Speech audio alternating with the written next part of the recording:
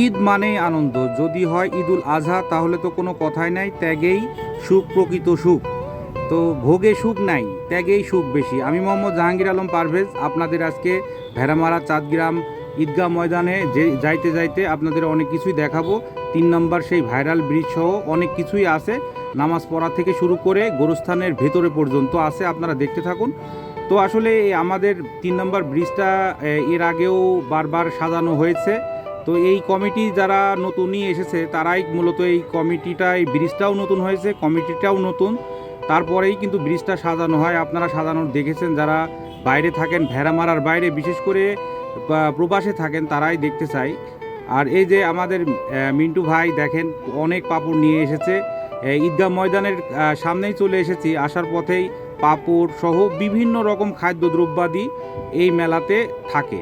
আমরা ছোটোবেলাতে অনেক এখানে আসতাম এবং খাইতাম, কিনে নিয়ে যাইতাম। তো সেই স্মৃতিগুলো এগুলো দেখে বারবার মনে পড়ে যায়, আপনাদেরও দেখাতে ইচ্ছে করে। আমি এই কারণেই মূলত ভিডিওটা করেছি।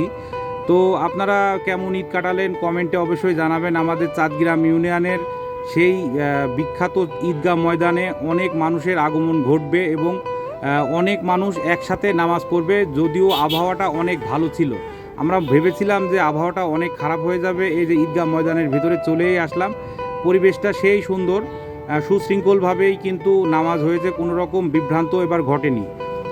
তারপরেও এবারকে যা বোঝা যাচ্ছে, এবার লোক একটু বেশি হয়েছে। যে কয়টা কাতার লেখা আছে তার সাথে বেশি লোক হয়েছে। এই এই ঈদে অনেকেই আসতেন, অনেকেই আসতে পারেননি। গত ঈদে এখানে নামাজ পড়েছে, এই ঈদে সে মৃত্যুবরণ করেছে, এমন লোকের সংখ্যাও কিন্তু কম নয়। তাই ঈদ মানে আনন্দ। আসলে ঈদের ভিতরে সবাই সবার সাথে দেখা হবে, একজন আরেকজনের সাথে কোলাকুলি করবে, দীর্ঘ সময় পরে দেখা হয়, বিভিন্ন জায়গা থেকে এক জায়গায় হয়, এটাকে কেন্দ্র করেই মূলত এক জায়গায় হওয়া। আর বিশেষ করে গোরস্থানের ভিতরে গিয়ে মোনাজাত ধরাটাই মূল কাজ।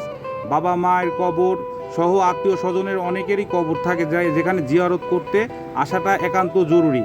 দেখেন কত মানুষ হাত পেতে মোনাজাত করছে, মোনাজাত সেই সময়। এবং গোরস্থানের ভিতরেও কিছুটা আপনাদের দেখাবো, সম্পূর্ণ ভিডিও আমি ওখানে করিনি। সবাইকে অভিনন্দন, ঈদুল আজহার শুভেচ্ছা।